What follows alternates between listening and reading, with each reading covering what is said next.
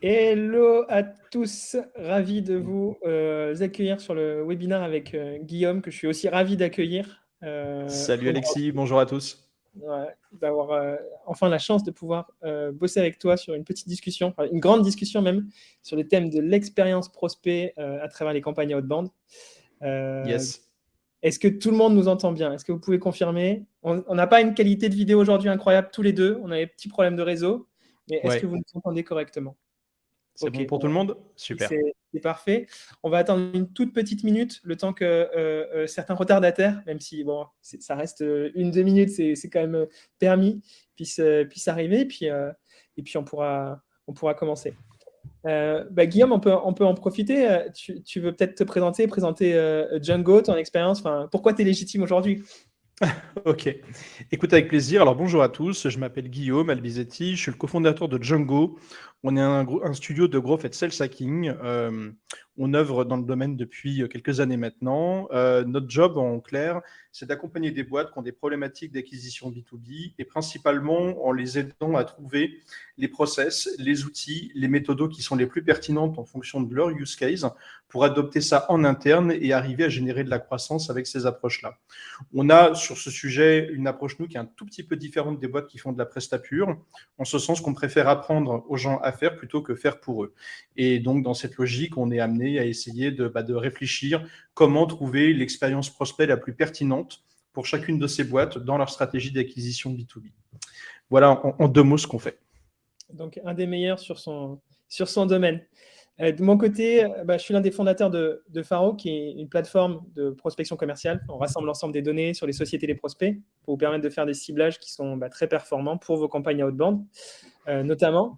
Mais juste, rassurez-vous, aujourd'hui, il n'y a pas de présentation d'outils, il n'y a pas de pub. On n'est pas là pour ça. On est là pour parler, essayer de vous apporter le maximum de valeur sur ce sujet justement de l'expérience prospect. Écoute, il est 17h02, histoire de ne pas contrarier les gens qui sont à l'heure. Je te propose qu'on débute cette vague, Guillaume. Allez, c'est parfait. Vas-y, je te laisse. Tout ça, on va vraiment partir sur une discussion d'une trentaine de minutes environ. À la fin, si vous avez des questions, vous pouvez les poser dans le chat. N'hésitez surtout pas.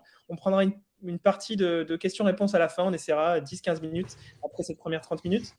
On va aussi essayer d'être concret et que ce soit Guillaume ou que ce soit moi, on va vous présenter aussi un exemple de campagne qui, je l'espère en tout cas, introduit une notion d'expérience à l'intérieur pour que ça soit vraiment réel pour vous. Mais au départ, on va essayer de créer le constat et on l'a partagé vraiment tous les deux avec Guillaume, c'est que l'outbound est en train de changer. Il change, tu le disais, Guillaume, en off juste avant, il change depuis 2016. Donc avec le développement massif des outils de sales automation. En plus, on est un pays chanceux là-dessus. Il y a plein de champions, que ce soit la grosse machine. Ouais, c'est clair. C'est incroyable. Hein. Je sais que Denis de Drop Contact parle de mafia, mais voilà, la grosse machine, Lemlist, Walaxy, Emilia aussi qui émerge depuis un peu plus récemment. Ouais, Phantom Buster, Captain Data, mais ouais, il y a tout un écosystème qui est vraiment hyper chaud et ultra efficace. Et Faro. Ouais. Et Faro, on vient un petit peu sur cette partie ciblage. Mais voilà, donc en fait, toutes ces sociétés ont rendu le sales automation accessible à tous. Vraiment, je pense qu'aujourd'hui, il n'y a plus aucune barrière technique pour arriver à contacter plusieurs prospects par jour, même des centaines par jour. Je pense qu'on l'expérimente tous, que ce soit côté prospecteur ou même côté prospecté. On est des fois la cible et on se rend compte que ces barrières techniques, elles sont complètement affaissées, qu'à 50 € par mois, on a finalement un stack d'automation qui est très bon, quoi. Et ce que tu disais justement, Guillaume, c'est que de ton côté, tu vois que le savoir-faire, il a été un petit peu déplacé. Ouais, c'est exactement ça. C'est-à-dire qu'effectivement, depuis 2016 environ, où les premiers outils ont vraiment commencé à émerger, et puis après, progressivement, dans les années 2018-2019, on a commencé à en entendre vraiment beaucoup parler, et on voit que ça s'est énormément démocratisé.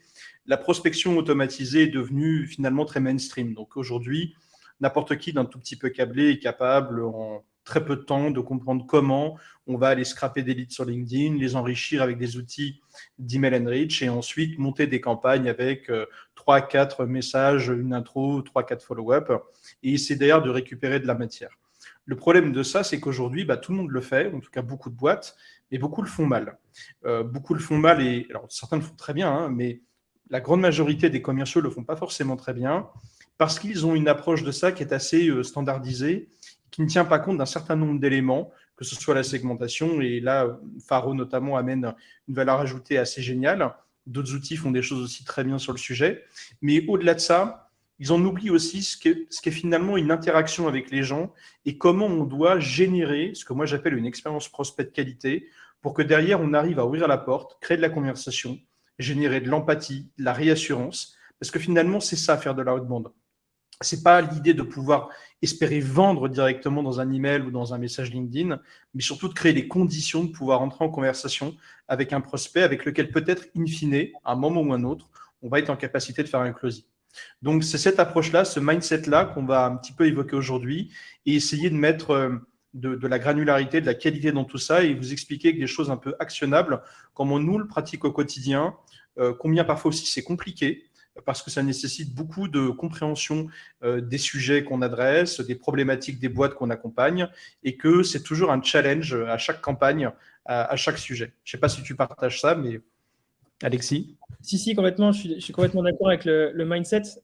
Moi, je suis arrivé complètement novice sur le sujet de la prospection, honnêtement. Et en bossant sur Faro, forcément, au bout d'un moment, on développe une petite expertise nécessairement. Et je vois ce changement de mentalité qui est nécessaire, où on est vraiment passé des campagnes où on espère vendre à travers la outbound, un canal qui est beaucoup plus direct. On choisit les gens directement à qui on va s'adresser. Et on espère assez vite que ça produise des résultats. C'est un peu aussi la promesse au départ de la outbound. Mais là, on est dans ce changement de mindset, obligé de prendre en compte quelque chose, c'est que la vocation actuelle de la outbound, c'est plutôt de générer de l'échange. Je pense qu'il ne faut pas avoir d'autre chose que ça en tête. Le but, c'est de faire parler les gens qui sont en face de vous. C'est essayer de créer le maximum de valeur à travers ces échanges. Je pense que plus qu'auparavant, j'embraye un petit peu sur ce qui paraîtra un peu plus tard dans l'échange, mais l'outbound vient créer de la valeur assez proche comme de l'inbound finalement au départ. On crée de la valeur et la séquence doit traduire cette valeur-là pour le prospect, quoi. C'est vraiment essentiel. Ouais, c'est complètement ça. Et ce que je pourrais ajouter, c'est que ce que j'observe aussi, c'est qu'aujourd'hui, il y a un ensemble de choses qui doivent être set-up en amont de ces campagnes d'outbound et qui sont souvent des choses qui ne sont pas toujours bien faites. Ce que je crois, par exemple, c'est qu'aujourd'hui, quand on shoot des campagnes d'outbound, le premier réflexe qu'ont les gens, en tout cas 9 fois sur 10, c'est d'aller checker le profil LinkedIn de celui qui est le sender et de regarder un petit peu qui il est. Donc là, si déjà on n'a pas fait aussi un travail de personal branding sur sa marque employeur, sur soi-même, sur son profil, et qu'on n'est pas finalement aligné sur ces sujets-là par rapport aux cibles qu'on adresse, souvent déjà ça crée un décalage, ça crée un mismatch, et ça peut aussi contribuer à ce que les gens n'aient pas envie de poursuivre la conversation ou d'accepter la connexion. Donc il doit déjà y avoir aussi une réflexion en amont de comment on doit se positionner sur sa marque, sur soi-même, vis-à-vis des gens qu'on va adresser, parce que ça va avoir un effet d'impact, et ça, c'est quelque chose qu'on doit considérer. De la même manière que, à l'idéal, il faut qu'on ait tous les outils qui vont avec, les bons outils marketing, un site qui reflète la proposition de valeur qui va être adressée dans les messages. Donc, il faut déjà qu'il y ait une compréhension de l'alignement qui doit être fait en amont de tout ça. Alors, ça fait beaucoup de boulot, c'est pas mal de choses, surtout quand on est en early stage, mais néanmoins, c'est quelque chose qui va compter. Et ça, autant que la data qui doit être extrêmement bien segmentée, le travail sur les ICP, les personas, et tu vas pouvoir, Alexis, en parler un peu plus en détail, c'est vraiment quelque chose qui doit être intégré comme une contingence indispensable avant n'importe quelle séquence à shooter. Et justement, sur cette partie personal branding, donc en amont de cette création d'expérience, dans les boîtes que tu accompagnes, tu fais attention à des paramètres en particulier. Il y a des choses des patterns sur lesquels il faut véritablement faire attention? Ouais, il y a plein de choses qu'on va checker. D'abord parce que chaque boîte et chaque personne est différente. Et déjà, on va se focaliser sur celui qui va être l'email sender dans l'entreprise. Très souvent, ce qu'on fait, puisqu'on les aide à implémenter à la fois des méthodes, mais aussi des outils. Je prends l'exemple typique quand on va implanter chez un client la Growth Machine, qui est un outil avec lequel on travaille beaucoup. On va d'abord regarder qui va être l'email sender. Si c'est par exemple un sales ou un sales manager, c'est souvent le cas, ou un marketeur, on va vérifier que son profil, il répond bien aux critères d'un profil expert absolu sur LinkedIn, qu'il a un minimum de contenu bien étayé, que son profil est clair, précis, qu'il y a une proposition de valeur qui se dégage, que sa photo est clean. Bon, des choses qui paraissent être des évidences, mais qui des fois ne sont pas toujours hyper claires et qui nécessitent, quoi qu'il arrive, d'être faites. Une fois qu'on a fait ça, on regarde s'il s'est positionné sur les bons hashtags, si son parcours est correctement rempli. Bon, bref, on va checker son profil LinkedIn. On regarde aussi la page d'entreprise pour voir si c'est raccord avec tout ça. Et puis, en fonction des réalités, de tout ça, on va les aider à ajuster et à optimiser ces profils et ces pages pour que ce soit le plus raccord possible. On fait aussi un check sur la landing ou sur le site web. Et dans la mesure du possible, on essaye, si c'est nécessaire, de les accompagner pour leur proposer d'éventuellement optimiser ou changer 2-3 aspects. Quand c'est vraiment compliqué parce qu'il y a beaucoup de boulot, on peut faire un travail aussi complémentaire sur une landing qui va être dédiée et qui va nous servir pour les campagnes spécifiquement à pousser les leads plutôt là que vers un site qui n'est pas tout à fait optimisé. Donc, on a cette phase de setup et on regarde aussi quelle est l'activité de la boîte et de l'email sender, enfin, du sender qu'on va utiliser. Est-ce qu'il publie sur LinkedIn? Est-ce que ses posts ont de la portée? Est-ce qu'il a une audience? Si oui, laquelle? Quel type d'audience? Comment elle commente? Comment elle réagit, comment lui aussi se comporte sur LinkedIn. On va essayer de se servir de cette matière-là, parce que ça va également nous servir dans la stratégie derrière de copywriting. Donc ça fait partie des choses qu'on check en amont, en plus de toute la partie contexte business, problématique, value proposition, écosystème. Mais on va checker tout ça en amont. Ok. On aura une question de Nathan tout à l'heure sur ce sujet, donc ça sera intéressant justement sur cette gestion des utilisateurs entre la personne qui envoie, la personne qui potentiellement reprend la campagne par la suite. Bref, ça sera intéressant de voir cette partie-là, comment ça peut communiquer entre les parties. Ouais, c'est un sujet important d'ailleurs, qui est souvent mal géré. Ouais, qui est pas simple en fait. Qui est pas simple. Mais ce qu'on dit en tout cas pour démarrer ces discussions, c'est qu'effectivement il y a un changement sur l'outbound, mais l'outbound n'est pas mort. Enfin, juste pour enlever cette partie-là, l'outbound n'est pas mort. C'est simplement la manière aujourd'hui qui est en train de fortement évoluer. Mais qui permet en fait, paradoxalement, c'est un grand moment aussi pour ressortir du lot. C'est vraiment un moment dans lequel vous allez pouvoir prouver que votre travail en amont, justement de personal branding, de ciblage, vous le faites bien. Vous le faites bien, vos capacités aussi sur le copywriting. Enfin bref, c'est je pense, un grand moment d'opportunité de nouveau pour la partie outbound. Ce qu'on dit aussi... Je partage. Non, j'allais juste dire que je partageais ça à 100%.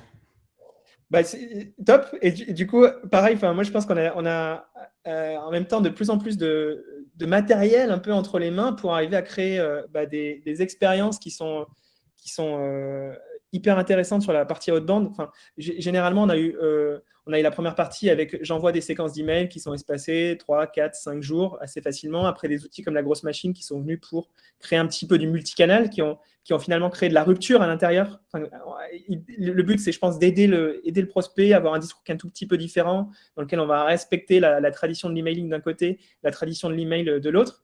Mais on voit qu'il y a de plus en plus d'outils qui se développent.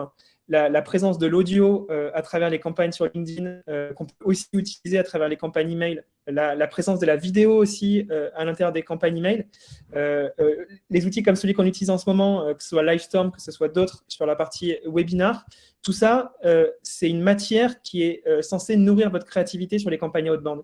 Je pense qu'il ne faut pas limiter tout ça.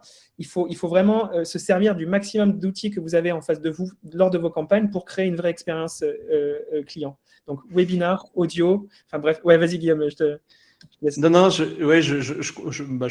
partage complètement ton point et ce que je voulais ajouter là-dessus, c'est que, et d'ailleurs, c'est une des raisons pour lesquelles on utilise beaucoup LGM, c'est parce que justement, comme on a beaucoup de matière aujourd'hui avec beaucoup d'outils, on a les voice, on a les ringless voicemail, on a les messages textes sur LinkedIn, les emails, et on peut faire de la vidéo, on peut envoyer des looms, on peut faire plein de choses.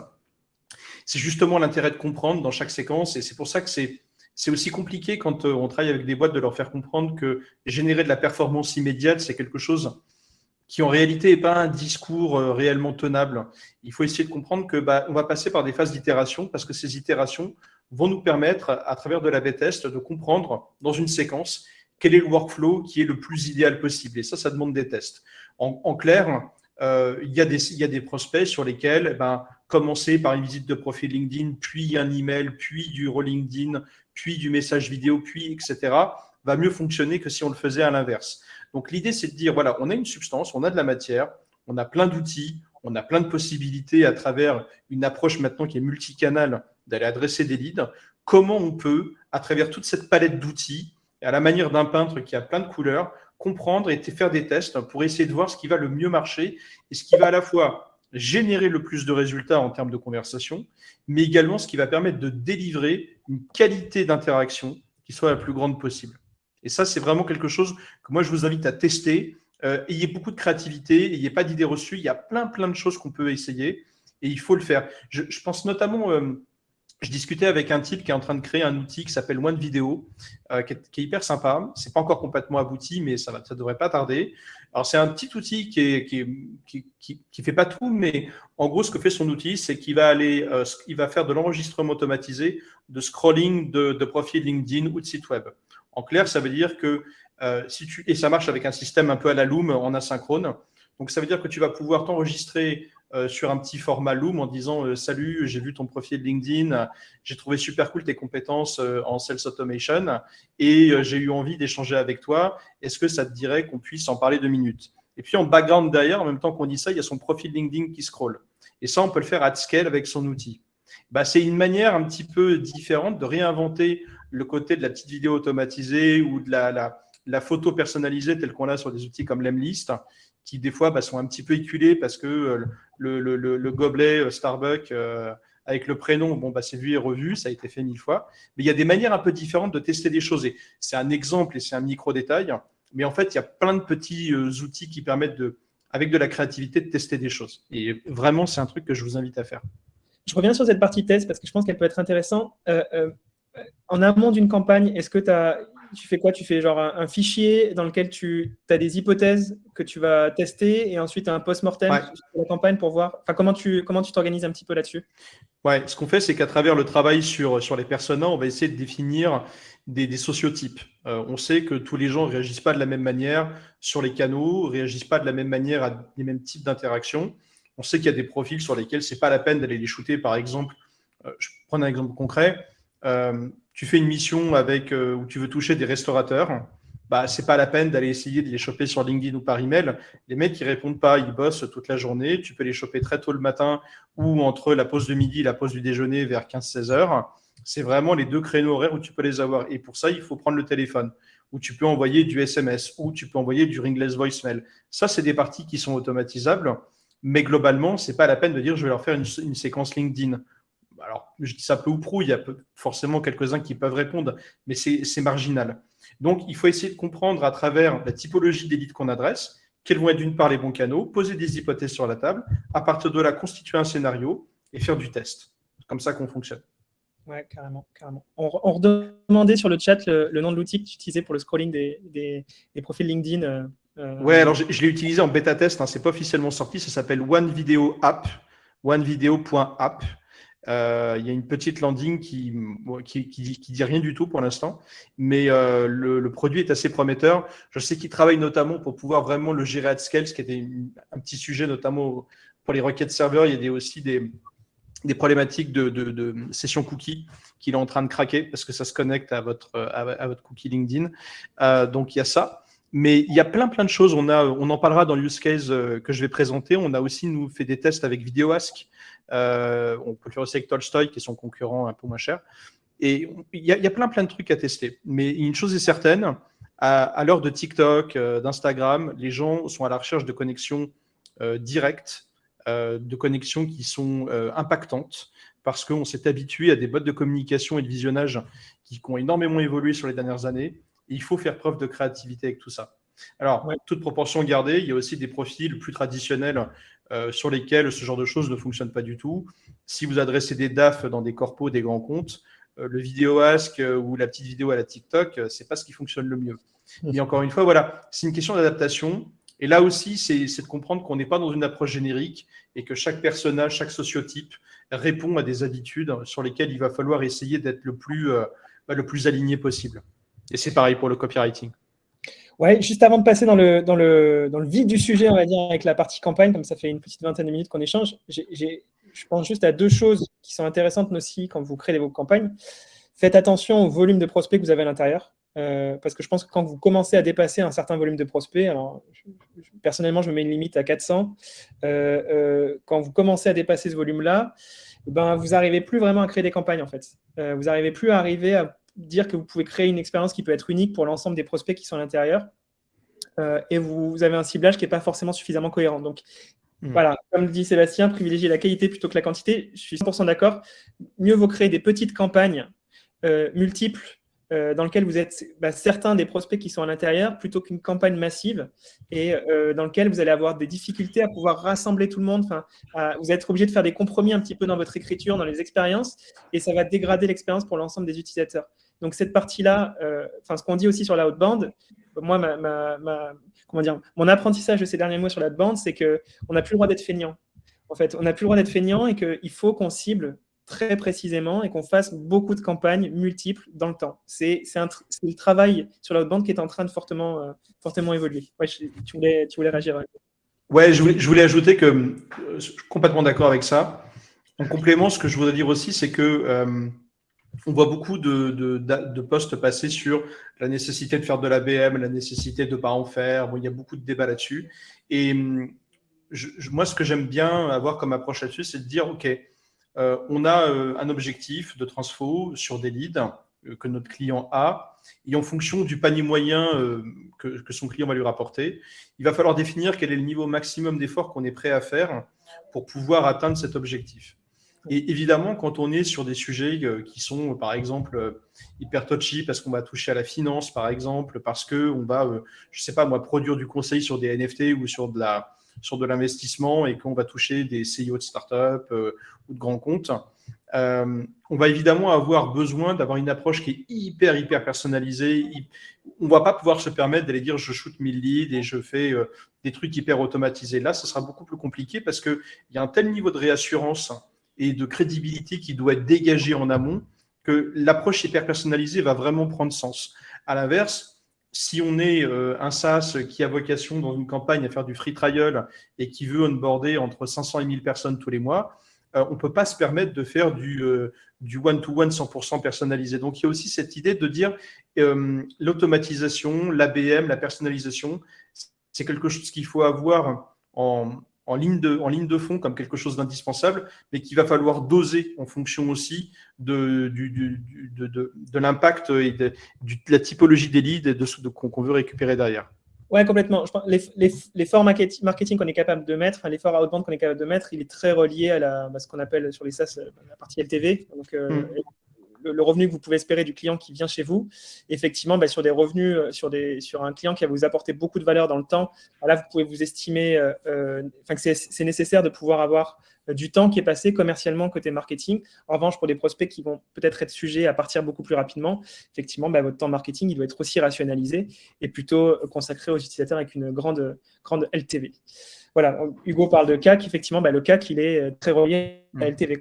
Le coût d'acquisition, vous pouvez vous permettre d'avoir un coût qui est plus élevé pour des utilisateurs à valeur plus supérieure, en tout cas. Ouais, et c'est notamment pour ça, juste pour finir là-dessus, que il y a aussi un point qui est important, et d'ailleurs, on parle beaucoup d'all-bound en ce moment, de plus en plus, j'entends parler de ça. Et je trouve que c'est assez pertinent, cette idée de pouvoir mixer à la fois de l'inbound et de l'outbound dans ces campagnes. Et moi, on fait des tests en ce moment là-dessus, on essaie de traduire ça sur la capacité à essayer véritablement de cramer le moins de leads possible, c'est-à-dire de comprendre véritablement quel est le moment dans la campagne où on va être en capacité, oui, ça va être pertinent parce que c'est le bon momentum, pour véritablement proposer une interaction qui est un petit peu plus engageante avec les prospects. Et arriver à mixer des étapes de nurturing, des étapes un petit peu plus catchy dans les séquences, c'est quelque chose qui est intéressant parce que ça permet de faire monter en chaleur le lead, d'avoir des signaux faibles, voire des signaux forts, qui nous permettent de savoir à quel moment, via les process automatisés que les outils nous permettent de faire, à quel moment on va pouvoir plutôt pousser vers une interaction qui sera plus ou moins engageante ou un petit peu moins. Ouais, carrément. On va passer aux campagnes, aux deux exemples de campagnes. Ça te va, Guillaume, si je commence ? Allez, vas-y. Allez, je vais vous partager mon écran avec une campagne que j'ai inventée et je pense qu'elle pourrait très bien fonctionner, pour être honnête. L'idée, je suis parti d'un principe qui est… Est-ce que vous voyez mon écran, Guillaume, si tu peux me le confirmer mais... Ouais, on voit ton écran. Super. Donc, je suis parti d'un use case qui est assez simple et dans lequel je pourrais être client en fait de la solution. Donc, c'était facile pour moi de réfléchir à ça et je pense que c'est bien surtout de se positionner comme une personne qui reçoit votre campagne. ça vous oblige à faire beaucoup d'efforts sur l'empathie, sur ce que vous mettez à l'intérieur, si vous positionnez comme la personne qui reçoit. Donc, mon use case, il est simple, c'est j'ai une TPE-PME, voilà, je suis fondateur d'une TPE-PME, et j'ai pas beaucoup de ressources sur la partie marketing. C'est soit une personne qui s'en occupe, soit juste un founder qui va traiter le sujet marketing. Donc voilà, c'est le cas de beaucoup de sociétés. Et mon secteur d'activité, je bosse dans la partie RH, donc la rédaction des bulletins de paye, et globalement plus sur l'accompagnement des sujets RH. Donc beaucoup de sociétés, j'essaie de prendre un cas qui permet à beaucoup de se retrouver à l'intérieur. Pour ma création de campagne, l'idée de créer une expérience à l'intérieur, il va y avoir plusieurs étapes en amont. La première question pour moi que je vais me poser, c'est les questions sur ma cible, tout simplement. À qui je vais pouvoir m'adresser? C'est un peu piège comme question parce que le bulletin de paye, ça peut parler à tout le monde. Toutes les sociétés sont obligées de faire des bulletins de paye. Néanmoins, en fonction de la taille de la société, il y a des sociétés qui sont plus sujets à être clients chez moi que d'autres. Je pense plutôt aux TPE, potentiellement aux PME qui n'ont pas forcément un secteur RH derrière. Et donc, c'est eux qui vont être mes premiers clients dessus. Deuxième étape, et qui est nécessaire pour vous, c'est de penser les difficultés que peut rencontrer votre cible. Pour l'avoir vécu, créer des bulletins de paye, c'est globalement une perte de temps incroyable. C'est un sujet vraiment incroyable. C'est un pain qui revient tous les mois. Donc là, il y a une vraie récurrence du problème.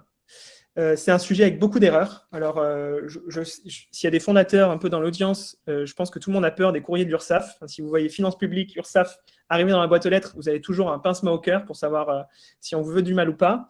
Donc voilà, se tromper sur les bulletins de paye, ça peut forcément avoir des implications dessus. Et puis, il y a des spécificités. Est-ce qu'il y a des contrats en stage, des contrats en apprentissage, des CDI, des CDD? Bref, il y a une spécificité légale qui est assez importante. Et la gestion des congés.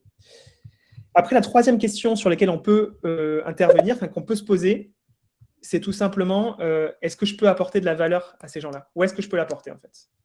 On va voir qu'il y a des sujets de rémunération. Quelle est la bonne rémunération pour un founder en fonction de son chiffre d'affaires? Quelle est la bonne rémunération pour les premiers salariés? Comment je peux intéresser les premiers salariés? Les nécessités, l'importance des premiers recrutements, les typologies de contrats, qu'est-ce qu'on doit faire? Est-ce qu'on doit être cadre? Est-ce qu'on doit être salarié? Est-ce qu'il doit y avoir un forfait jour ou non? Bref, il y a plein de questions, il y a plein de sujets sur lesquels cette société, elle peut apporter de la valeur à sa cible, donc TPE, PME, qui n'ont pas forcément de secteur RH. Cette partie-là, elle va vous permettre de pouvoir structurer votre expérience, en fait. Et dernier élément, en amont de préparation de ma campagne, alors, je n'ai pas pris le personal branding, mais c'est aussi en amont de la création de la campagne, c'est de dire, est-ce qu'il y a des moments qui sont plus propices que d'autres à contacter ces sociétés, à contacter mes potentiels prospects? Il y a une société en croissance, potentiellement, elle va avoir une croissance de son bulletin de paye, donc ça va être intéressant pour moi. Des sociétés qui recrutent, des sociétés qui viennent de lever, potentiellement, même si c'est moins intéressant parce que c'est potentiellement les sociétés qui vont investir sur la partie RH. Donc, je vais commencer avec mon ciblage et je vais prendre l'idée que les sociétés qui vont m'intéresser, c'est des sociétés qui sont un tout petit peu plus âgées que juste la création. Pour la simple et bonne raison que ça vous permet d'écarter des sociétés qui ne vont pas survivre. Parce qu'on sait que pendant les 6 premiers mois, pendant la première année, les sociétés sont sujettes à une mortalité plus élevée. Je vais éviter toutes les sociétés unipersonnelles parce que je ne vais pas avoir potentiellement d'autres personnes à l'intérieur. Et puis, je vais essayer de sectoriser l'approche parce que les enjeux vont peut-être être différents et que ça va me permettre de pouvoir citer des clients dans le secteur dans lequel je vais prospecter. Et puis, je vais prendre en compte les déclencheurs. Alors, j'ai pensé une campagne qui va prendre 4 étapes et qui va prendre que de l'email. Uniquement de l'email comme canal. Donc, vraiment simple, que ça puisse être accessible pour toutes les sociétés, comme on le disait, parce qu'à 50 € par mois, on peut avoir une campagne, avoir accès à un outil d'automatisation. Bon, Guillaume, je t'ai pris comme exemple. J'ai mis Django. J'ai vu. Pas du tout. Donc, premier email. Donc, bonjour Guillaume, je suis Django depuis quelques temps et je viens de voir que l'équipe allait s'agrandir. En plus, grosse étape, ça fait plus d'1 an que la société a été créée. Vous avez fêté ça? Je vous écris aujourd'hui parce que j'aide les sociétés en croissance sur la gestion de leur paye. Le sujet est terriblement énergivore. On a peur de faire des bêtises, de recevoir des courriers de l'URSSAF pour des rattrapages des DSN. Pour éviter ça, j'ai créé un service qui s'occupe de votre paye tout en étant présent lorsque vous avez des questions RH. Est-ce que c'est vous qui vous occupez encore de vos bulletins de paye ou non? Vous voyez, donc ça, c'est un premier email qu'on peut faire qui va prendre quelques variables qui sont simples. Le nom de la société, le prénom de Guillaume, le fait que la société soit en recrutement. Possédé sur Faro, et sa date de création. Donc voilà, pour créer quelque chose qui me permet d'avoir une tournure de phrase qui va être personnalisée un petit peu. Et je viens parler des difficultés qu'on peut avoir, quelque chose qui est vécu, mais vous voyez, je ne suis pas dans la vente, je suis juste dans, OK, il y a des difficultés, comment tu les gères? J'essaie d'avoir un échange. La dernière question, elle me permet aussi de faire sortir potentiellement tous les gens qui sont déjà accompagnés, dans lequel je vais peut-être avoir une approche qui est un petit peu différente, de vérifier que leur accompagnement se passe bien. Si la personne ne m'a pas répondu, je vais créer un deuxième email qui, lui, cette fois, va utiliser à la fois le canal de l'email et y mêler un peu de vidéo. Le but de la vidéo, c'est de créer un rapport humain dedans et puis d'avoir un contenu d'email qui est beaucoup plus court. Donc, bonjour Guillaume, je reviens vers vous au sujet de vos bulletins de paye. Pour vous faire gagner du temps, j'ai monté un message qui résume comment on aide les sociétés, société 1, société 2, société 3, sur leur sujet RH. Là, je prends des exemples de sociétés qui sont des exemples dans le secteur de la société. Donc, si vous avez ces clients, c'est très bien. Si vous n'avez pas, ce n'est pas grave. Mettez quand même que vous avez des clients. Ça aide, ça rassure. Franchement, c'est intéressant. Et puis, un petit lien d'une vidéo Vidyard. Alors, j'ai pris Vidyard, qui est un outil qui vous permet de faire des vidéos en vous filmant. Il y en a d'autres, il y a Loom, il y a plein d'outils sur le sujet. Ça vous permet de faire des vidéos de 30 secondes, 1 minute, dans lesquelles vous allez pouvoir décrire comment vous avez aidé ces sociétés-là. C'est une vidéo que vous pouvez utiliser pour les 50, 100 prospects de votre campagne, parce qu'en fait, c'est un contenu que vous pouvez réutiliser à l'intérieur. Et puis, une dernière partie qui est un call to action. Ce serait top de pouvoir échanger avec vous sur les sujets RH. Qu'est-ce que vous en dites? Vous voyez, pas de Calendly. J'essaie d'avoir un sujet un petit peu de spontanéité à l'intérieur. Alors, il y a toujours un petit peu d'indécision sur est-ce qu'on utilise le Calendly ou pas. Là, ça permet de garder une certaine spontanéité, un petit peu comme vous le feriez en vrai, finalement. Troisième étape, j'introduis une autre notion qui est un webinar. C'est un autre matériel donc, à votre disposition et qui va me permettre d'ajouter du contenu. Pareil, on n'est pas dans la vente. Je ne suis pas en train d'envoyer une plaquette. Je suis en train de dire à la personne que je vais pouvoir l'aider et que je suis expert sur ces sujets-là. Donc, bonjour Guillaume.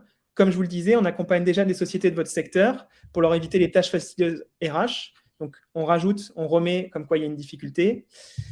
J'identifie en fait que dans ces difficultés, dans ces sociétés, elles ont potentiellement des problèmes sur la rémunération parce que ça arrive.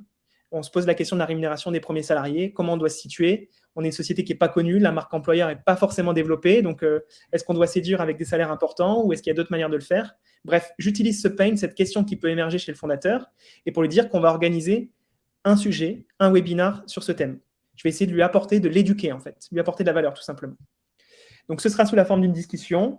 Donc, l'échange risque d'être intéressant. Venez, questions-réponses. On limite à une quinzaine de personnes.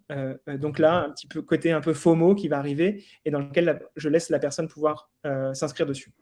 Et puis un dernier email, je m'arrête à une étape 4, ce qui personnellement est un peu la marque de fabrique. J'aime pas aller beaucoup plus loin, même si je sais qu'il y a encore une fois différentes écoles. Moi, en tout cas, je n'arrive pas à développer plus de valeur que dans 4 emails. Bonjour Guillaume, c'est mon dernier email. Donc là, je préviens, ça s'arrête. Voilà, ça s'arrête après. Donc c'est maintenant qu'il faut agir. Le moment choisi n'était pas forcément le bon. Avant de vous laisser, je voulais vous partager le lien du guide que l'on a créé sur les enjeux traversés par les sociétés en croissance. Et là, je montre les différents enjeux pour comprendre, en fait, pour lui montrer les différents enjeux dans lesquels il va passer, que ce soit le bien-être des salariés, le turnover, la rémunération, potentiellement la mise en place d'objectifs s'il y a des sales à l'intérieur. Donc, c'est beaucoup apprécié par nos clients et ça leur permet de se former sur les enjeux qu'ils vont avoir à affronter. Si vous voulez qu'on programme un échange, je vous communique le lien de mon agenda. Donc, voilà, une petite campagne, 4 étapes. Simple à construire, dans lequel il y a pas, j'utilise pas 36 000 variables, j'utilise un bon ciblage au départ, ça c'est nécessaire, mais ensuite c'est vraiment, j'essaie de créer des ruptures avec pas uniquement du contenu email, mais des choses qui viennent enrichir tout ça, le webinar, la vidéo à l'intérieur, le contenu à la fin, dans lequel je vais continuer à apporter de la valeur, même si la personne n'est pas cliente ou ne déclenche pas un rendez-vous tout de suite. Voilà un petit peu le premier exemple que je voulais vous présenter à travers ce premier cas, tout simplement. Est-ce qu'on a des questions là-dessus? J'ai pas toc. Excellent cas. Toc, toc. Est-ce que vous avez des questions sur cette approche-là ou pas? Alors, j'ai tout personnalisé. Tac. Sur le temps passé, alors, hop, sur le chat. Nope. Eh ben, on peut continuer avec un deuxième exemple. C'est le tien, Guillaume. Deuxième exemple d'expérience prospect. Alors, toc, petit partage. Allez. Tout l'écran. Ok, c'est parti. Hop. Ah, je suis allé trop loin. Allez. Est-ce que vous voyez bien mon écran? Ouais, on voit bien ton écran. Ok. Ah, c'est reparti, je ne sais pas pourquoi. Attends, hop. Yes. Yes, explication. Alors ça, c'est le cas d'une vraie mission qu'on a eue il y a quelques mois maintenant dans le secteur de l'immobilier. On a été sollicité par un grand groupe qui recrute des mandataires immobiliers, donc qui fait de la vente immobilière, mais qui s'appuie sur un réseau d'indépendants qui vont utiliser ce qu'on appelle leur carte immobilière, leur carte T, et qui permet derrière d'avoir une pléiade de commerciaux à moindre coût qui opèrent sur tout le territoire français. Et donc, dans le cadre de leur problématique de recrutement, qui est un gros sujet chez tous les acteurs de cette industrie, on a été sollicité pour voir comment, avec une approche growth, on pouvait trouver des solutions opérationnelles un petit peu différentes et un peu disruptives. Donc, la problématique, en fait, là-dessus, elle est très simple. C'est que les gens, ils ont beaucoup de difficultés à passer d'un statut de CDI ou indépendant, qu'ils soient en poste ou qu'ils soient en recherche d'emploi ou ils sont déjà dans une situation qui est compliquée. Et donc, le passage à un statut finalement d'entrepreneur, mais affilié et adossé à un grand groupe, c'est quand même un switch qui n'est pas si simple que ça à faire. Et puis, par ailleurs, il y a une deuxième complication pour eux, c'est que les profils et les personas qui finalement sont les plus pertinents pour venir les rejoindre, eh ben, ils sont multiples. Les stats montrent, et on a eu accès à toutes leurs stats internes, que c'est extrêmement hétéroclite. Donc en plus, on n'a pas la capacité d'avoir un persona ultra défini. Donc on est obligé de faire plein d'A/B tests sur des typologies de personas différents pour voir ce que ça donne. Donc nous, notre enjeu là-dessus, c'était d'être capable de comprendre comment on était en capacité de contacter et détecter l'intérêt de profils ciblés pour une opportunité de carrière, celle de mandataire immobilier. Donc, on avait une des prérequis clients. Il faut que la personne soit en recherche d'emploi ou déjà en activité, mais correspondant au profil, dans des industries et à des postes spécifiques ou en ayant eu comme dernier poste ce qui allait bien, et un minimum de compétences spécifiques, en l'occurrence commerciales. Donc, il y avait d'autres petits prérequis, mais pour simplifier, en gros, voilà le persona. Donc, à partir de là, nous, on a essayé de monter toute une approche d'outbound dédiée finalement à du social recruitment, dans laquelle il allait falloir qu'on identifie, qu'on scrape, qu'on enrichit des leads, qu'on monte une stratégie d'approche directe pour détecter l'intérêt de ces leads qu'on va solliciter et à travers ça, d'arriver rapidement à les qualifier pour savoir lesquels on allait transmettre aux responsables de ce recrutement chez notre client. Donc, on a essayé de faire quelque chose d'un petit peu original pour le coup. Et pour ça, on a d'abord essayé d'identifier nos canaux de sourcing. Donc, nos canaux, ils étaient multiples. On avait d'une part les job boards, Hello Work, Pôle emploi, l'APEC, CVADEN. Enfin, il y en avait une dizaine à peu près qu'on avait identifié. LinkedIn, bien sûr. Et des CVTech un peu plus spécifiques, notamment une plateforme de CV en ligne type Do You Buzz. On a pu aussi faire du Google Dorking. Bref, on avait comme ça 3 grands angles d'attaque pour identifier nos cibles. Tac. La méthode avec laquelle on s'y est prise, donc pour ce qui était du scrapping sur les CVTech et les job boards, qui est un sujet un peu compliqué, on a fait appel à un expert qui nous a fait des scripts en Python et puis qui est allé scraper tout ça à la vitesse de l'éclair. Là, pour le coup, c'est un vrai sujet parce qu'il y a des limitations, notamment sur toutes les plateformes, que ce soit Pôle emploi, que ce soit l'APEC, c'est un peu compliqué. Et on peut difficilement aller au-delà de 300-400 scraps par jour. Et donc, il fallait trouver des solutions un peu originales. On s'est aussi servi d'outils qui sont super, que vous connaissez peut-être, qui sont Derrick App, qui est un petit outil, une extension dans Google Sheet qui cartonne, qui fonctionne vraiment très très bien et qui a été développé par l'équipe de Dozio et qui est vraiment un outil vraiment top, notamment parce qu'à partir d'un nom et prénom et éventuellement d'un company name en complément, eh ben, on peut retrouver tous les profils LinkedIn, en tout cas une très très grande partie, avec un niveau de scoring qui est ultra bon. Donc ça, si on a par exemple des sources d'acquisition où on a juste le nom et le prénom, pas de profil LinkedIn, pas d'email, eh ben, ça peut être un outil génial pour créer un levier et retrouver les gens sur LinkedIn. On l'a utilisé notamment dans cette étape pour ça. On va ensuite utiliser des outils comme EvaBoot, où on aurait pu utiliser Captain Data ou Phantom Buster, mais en l'occurrence, on a utilisé EvaBoot pour toute la partie scrapping sur LinkedIn, et puis évidemment Drop Contact pour l'enrichissement d'emails B2B. Alors, je suis une micro-digression parce que ça me tient à cœur. On utilise aujourd'hui Drop Contact à 100% pour plusieurs raisons. Un, parce qu'à date, c'est la seule solution qui fait de l'enrichissement live par algorithmie avec des serveurs de test qui fonctionnent vraiment. Donc, ça nous permet d'avoir de la data qui est live. Et ça compte énormément parce que les bases de données proposent souvent des datas qui ne sont pas fraîches, qui sont obsolètes et qui ne sont pas bonnes. Et si on ajoute à ça les problématiques RGPD qui sont peut-être chiantes, mais qui reviennent de plus en plus fortes et qui sont des enjeux dès qu'on travaille avec des clients qui ont des problématiques ou des départements de compliance. Et c'est quelque chose qu'on ne peut plus négliger. Donc, c'est l'avantage d'avoir des outils qui sont à la fois safe, efficaces et qui nous amènent de la data de qualité. Donc, ça, c'est un sujet important. Et c'est un sujet qui, aussi chiant qu'il est, va être de plus en plus important, à mon avis.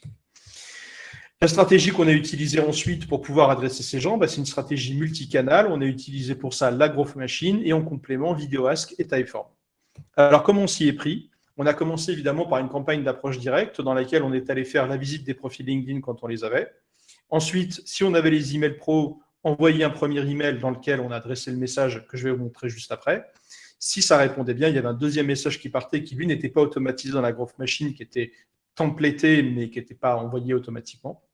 Parce que ça, c'est pas encore complètement géré. Et puis, dans le bas de la branche, en fonction de si on n'a pas l'email et qu'on a des gens en contact sur LinkedIn, à ce moment-là, on shoot un premier message audio. Donc, ça, c'est une des fonctions qui est assez géniale dans LGM. C'est la capacité d'automatiser l'envoi de LinkedIn Voice. Ça marche très, très bien. Et puis, si on avait une réponse positive, à ce moment-là, on shootait un deuxième message pré-templété qui, lui, était par texte. Et puis, si on n'était pas en contact direct, on fait une demande d'invitation. Si elle acceptait, même schéma, on envoie les messages. Qu'est-ce que disaient nos messages concrètement dans l'email ou le message LinkedIn 1 qui avait vocation pour nous à détecter les premiers signes d'intérêt de la part des profils sollicités? C'était « Bonjour First Name, nous sommes à la recherche d'un nouveau talent pour l'un de nos clients dans le secteur de l'immobilier et vos compétences en matière de… » Et là, on avait récupéré au préalable lors du scrap un certain nombre de compétences mentionnées sur les profils et les CV. Voilà, en matière de, par exemple, commercial, indiqué sur votre profil Hello Work a retenu son attention. Souhaitez-vous en savoir plus sur cette opportunité? Chose importante, à ce stade-là, on ne dit rien de l'offre et c'est un choix vraiment stratégique. J'aime beaucoup fonctionner comme ça parce que j'aime cette logique du pas de bras, pas de chocolat. Je préfère faire du teasing et ne pas trop en dire pour évacuer tout de suite les gens qui sont des curieux et qui n'ont pas vocation à aller chercher plus loin. Mais du coup, on a peut-être un peu de déperdition à ce stade-là, mais au moins, ceux qui sont vraiment intéressés pour en savoir plus sont obligés de produire une réponse et nous, ça nous donne un vrai premier signal d'intérêt.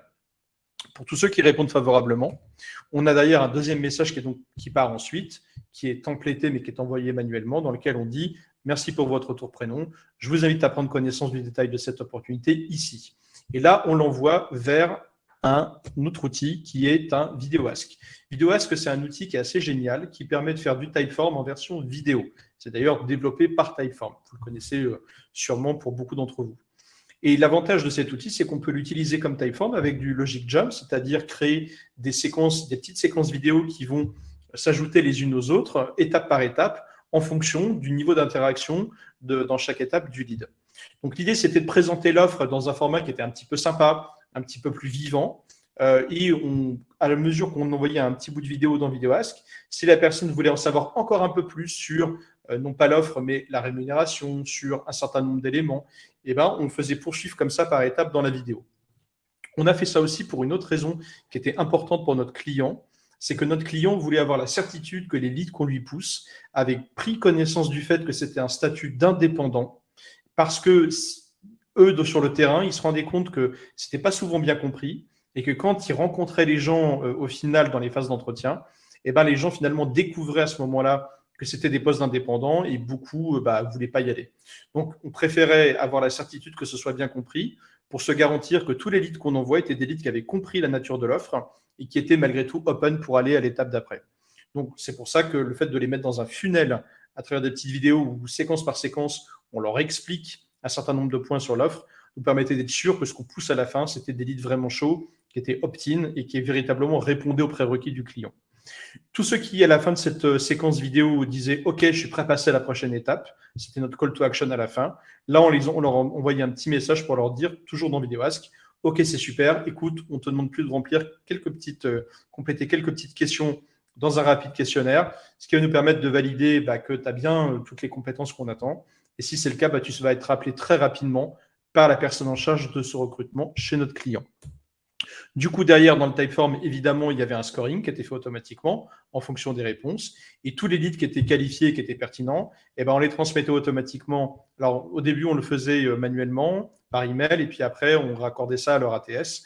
Et donc, on transmettait au responsable du recrutement tout le profil avec les réponses, le profil LinkedIn, le CV quand il y en avait un, etc. Et puis de l'autre côté, chaque fois qu'on avait validé, on envoyait un petit email à la main au lead retenu pour leur dire vous allez être appelé, tout est bon, ok, ça a été validé en interne. Et sinon, un message d'excuse pour leur dire écoutez, finalement, ça n'a pas fonctionné, désolé, une prochaine fois peut-être. Voilà, et notre job s'arrêtait là. Donc globalement, ça nous a permis de le faire au début sur un format qui était relativement segmenté et avoir des premiers insights qui étaient très intéressants.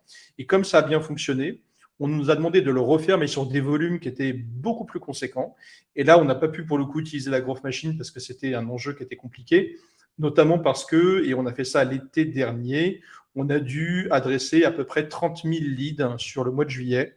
Et il a fallu avoir des techniques un petit peu plus disruptives côté envoi au début, par email et par LinkedIn, parce que les volumes d'envoi journaliers étaient très importants et qu'on ne pouvait pas utiliser les techniques classiques. Néanmoins, ça a très bien fonctionné. Et on s'est aussi rendu compte d'une chose, et ça fait partie aussi de la notion d'expérience prospect dont je parlais tout à l'heure, c'est qu'on s'est rendu compte que plus les profils étaient middle market ou employés, plus le format vidéo ask fonctionnait bien. Et que par contre, ça fonctionnait beaucoup moins bien sur les profils qui étaient un petit peu plus CSP+. Donc, ce qu'on a fait, c'est qu'au lieu, pour ces profils CSP+, au lieu de les pousser dans du vidéo ask, on les a poussés vers une page Notion, où là, il y avait un format finalement d'information sur l'offre qui était un petit peu plus classique, mais qui répondait beaucoup plus à finalement ce que eux attendaient. Et pour avoir un petit peu de contexte, ce qu'on a fait, c'est qu'on a utilisé un outil qui est très peu connu, qui s'appelle Notionlytics, qui permet un peu de faire, non pas de la heatmap, mais du tracking et de l'analyse de view sur les pages Notion. Je vous mettrai dans les commentaires après le lien pour cet outil. Si vous utilisez Notion, ça peut être hyper intéressant pour aller traquer un petit peu le comportement de vos visiteurs sur les pages Notion. Donc voilà un petit peu quel a été ce use case qui nous a permis aussi de valider pas mal de choses sur la partie social recrutement, et c'est quelque chose que maintenant on propose à pas mal de boîtes. Et ça fonctionne très très bien parce que ça permet de faire de la lead gen finalement sur des problématiques de recrutement, ça allège les questions de sourcing et ça permet de transmettre avec des process qui sont automatisés dans une très grande proportion et des leads très très chauds pour des jobs. Et ça coûte beaucoup moins cher que de passer par un cabinet de recrute ou un chasseur de tête traditionnel. Voilà pour ma petite présentation. Si Super vous avez clair. des questions, je vous écoute. Super cas, Guillaume. Effectivement, c'est des questions posées là. Donc, on a essayé de juste vous présenter deux cas. Donc, un cas qui est un tout petit peu plus grosse, on va dire, avec ton approche, Guillaume, qui est un peu plus technique. Et un premier cas de mon côté, qui est avec une approche qui, je pense, est disponible pour tout le monde, enfin, n'importe qui. Complètement. Peut faire ces cas. Donc, vous voyez, vous pouvez créer des expériences qui sont plus ou moins amenées. Et c'est en fonction de votre marché, en fonction des nécessités. Bref, c'est accessible à tous. Ça nécessite simplement de se poser des questions. Et surtout de se poser la question de savoir quelle est la valeur que vous pouvez apporter pendant la séquence. Et ça, au départ. Au tout départ de la question, posez-vous ça. Exactement. Et juste pour compléter, évidemment, on n'a pas forcément ce niveau de réflexion avec des outils multiples comme VideoAsk sur chaque séquence. On a fait ça parce qu'on savait que les gens étaient très, très sollicités sur ces industries-là et sur ce type de profil. Et on a essayé de créer une sorte de pattern interrupt en essayant, à travers un format et une expérience justement d'interaction différente, de créer finalement un intérêt différent aussi. Et ça a bien fonctionné, même sur du volume important. D'ailleurs, c'était un peu chaud à gérer parce que quand tu shootes 30 000 leads dans le mois, pour gérer les replies, c'est un peu fatigant. Mais bon, voilà. Mais en tout cas, c'est hyper intéressant et ça permet aussi de voir que cette notion d'expérience dans les interactions, elle peut avoir un impact très fort. Et c'est pour ça qu'il faut vraiment essayer d'avoir l'esprit ouvert et de se dire, quand ce n'est pas nécessaire, faisons des choses plus simples en essayant de jouer sur la personnalisation, sur la segmentation, comme tu l'as montré dans ton exemple. Et puis des fois, quand on est un peu bloqué parce que les schémas traditionnels ne fonctionnent pas hésiter à essayer d'être un petit peu créatif pour tenter des choses avec une approche un peu sur le côté. Ouais, et cette créativité aussi, vous pouvez l'utiliser dans un sujet dont on parle très peu, c'est la manière dont vous allez relancer des prospects. Parce qu'on peut écrire à des gens à une certaine date, et 4, 6 mois, 8 mois, en fonction de votre politique de société, vous allez peut-être être ramené à les contacter. Et vous ne pouvez pas forcément parler de la même approche, utiliser la même chose que ce que vous avez fait au départ. Donc cette créativité, cette expérience, cette notion d'expérience, elle va aussi vous permettre de pouvoir continuer à sourcer un marché, de parler à un marché tout en ayant une approche qui est qui est très, très différente. Ouais, je vois une question dans le chat où on me demande qu'est-ce qu'il y a eu comme conversion sur ces 30 cas de leads contactés. On a eu 9%, si je ne dis pas de bêtises, dans mes souvenirs.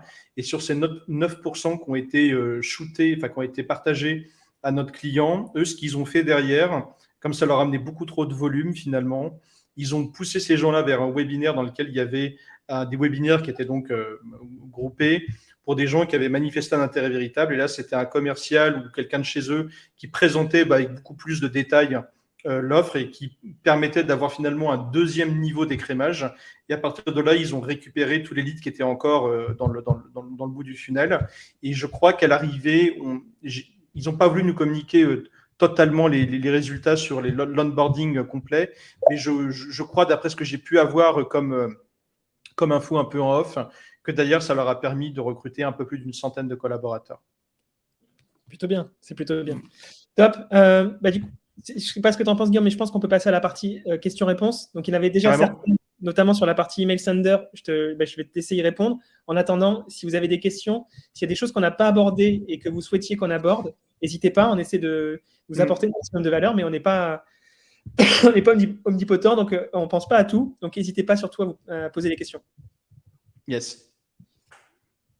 Tu m'as dit que tu avais vu les questions déjà dans le chat?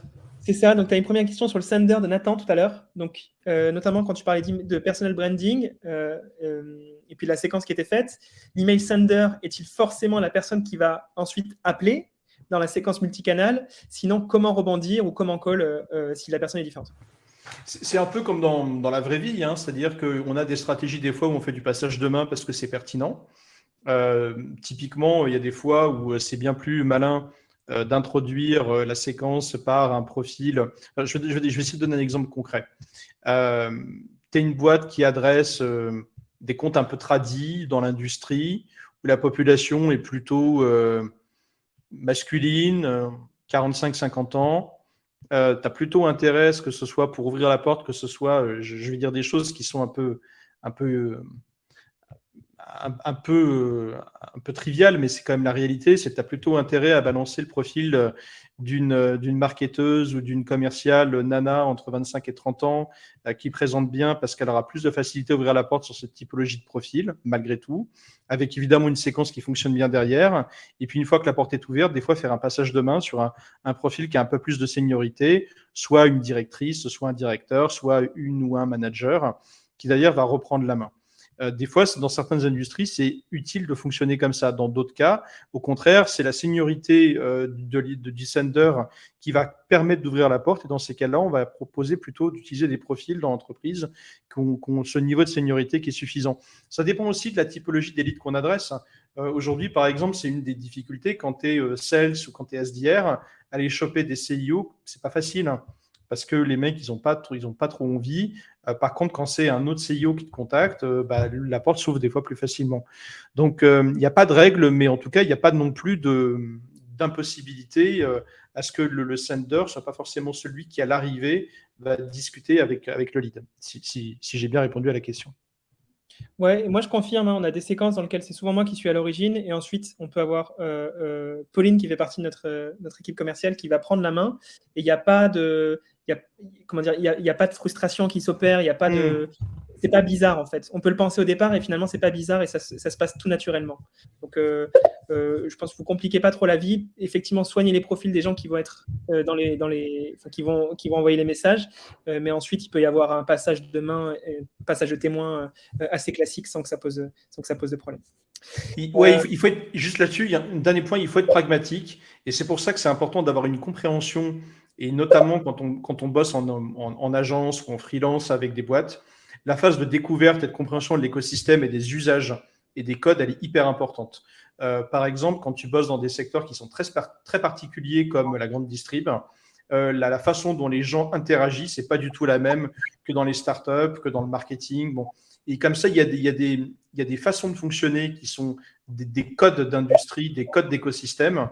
Et autant tu peux être capable autant tu seras capable d'aller capter cette matière, que ce soit à travers les échanges, les briefs avec tes clients ou que ce soit à travers les prises de parole de ces leads sur des interviews, des vidéos, des publications sur LinkedIn, autant tu captes la matière qui te permet véritablement de comprendre comment interagir avec elle. Ouais, carrément.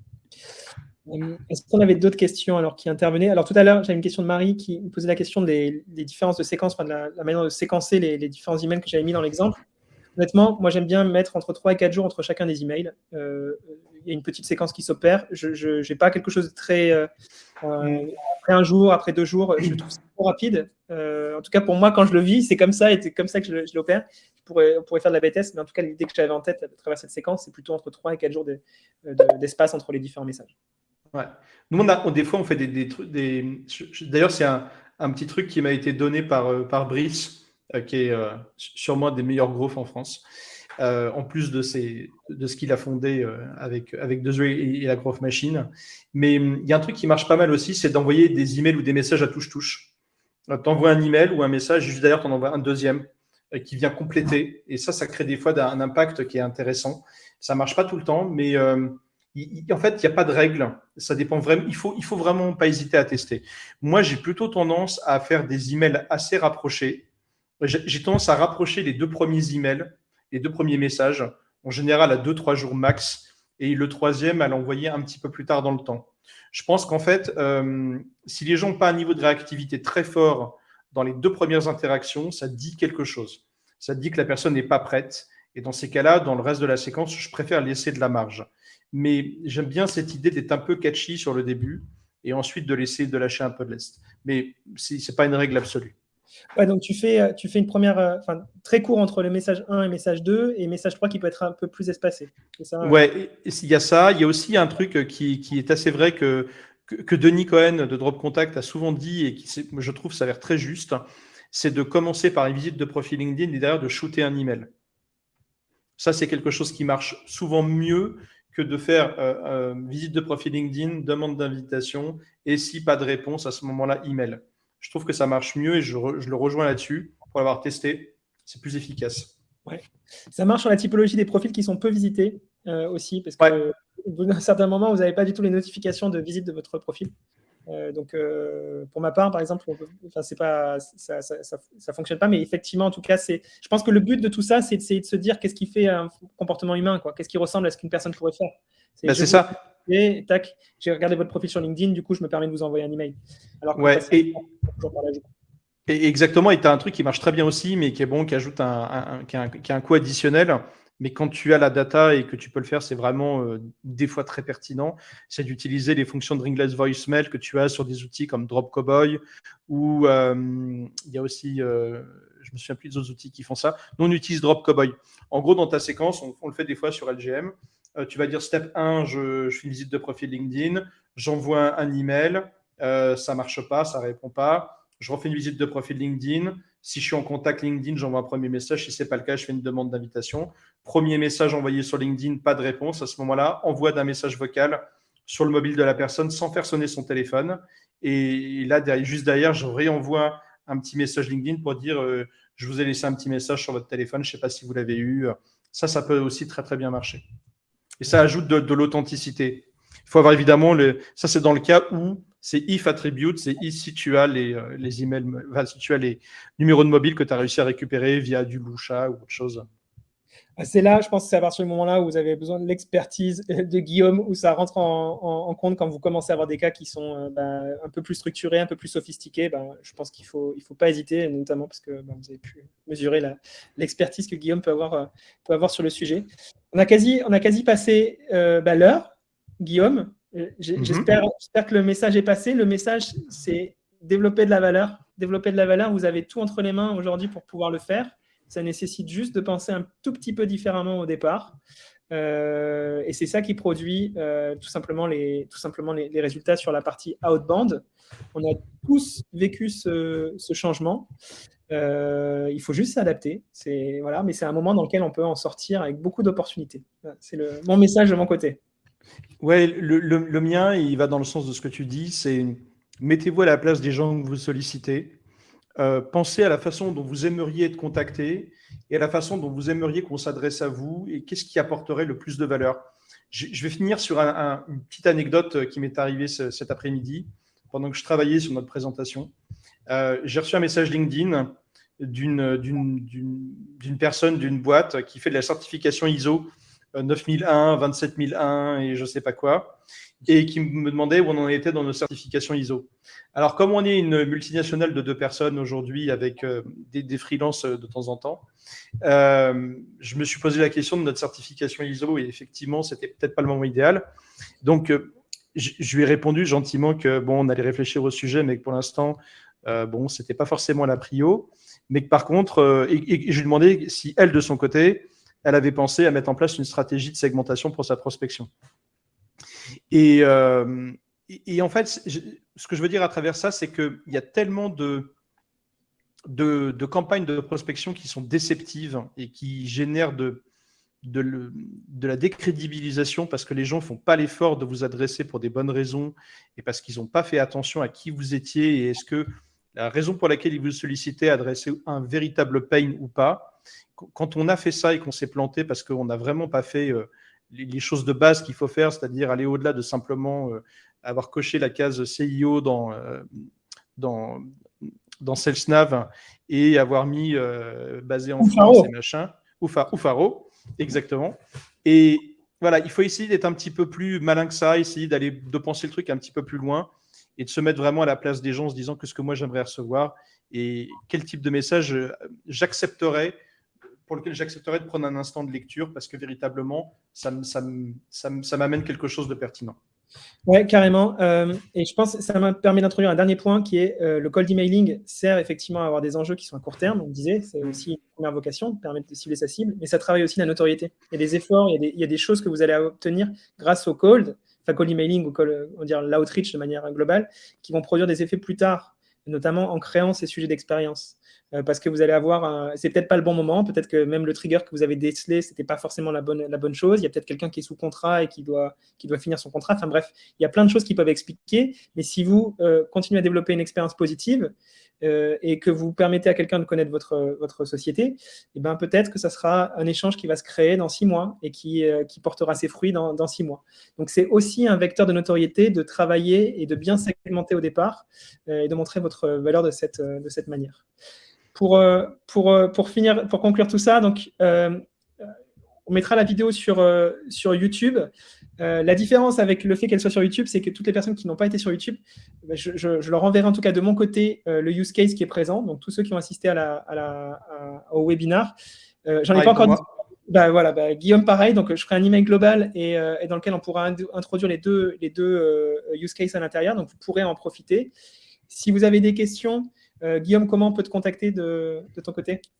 Très simplement sur LinkedIn. Si vous avez des questions, envie de prolonger la discussion ou envie d'échanger à bâton rompu sur des sujets divers et variés sur lesquels je peux avoir un truc pas trop idiot à dire, n'hésitez pas à me contacter. Je réponds toujours dans la mesure où je ne suis pas sur autre chose, mais je finis toujours par répondre assez rapidement. Et j'aime bien cette logique de partage et de transmission. Donc, voilà, pour ceux qui ont des questions, n'hésitez pas, ce sera toujours un plaisir d'échanger et de répondre. Yes, pareil pour moi. Donc, si vous avez des questions, n'hésitez pas sur LinkedIn. Vous pouvez me contacter. Et si vous avez envie de tester Faro, n'hésitez pas aussi. Vous pouvez aller sur www.faro.com et on fait des démos. Alors, c'est pas toujours moi, c'est souvent pas moi, mais il y a toute l'équipe qui est dispo pour vous aider dans vos ciblages de prospects B2B. Et n'hésitez pas à aller aussi tester Parcinator, dont tu parles très peu. Je parle très peu du Parcinator, c'est vrai. Pourtant, ça ferait plaisir à mon associé. Parcinator.faro.com qui vous permet de pouvoir pouvoir cibler précisément des prospects sur LinkedIn. Et top. J'étais ravi.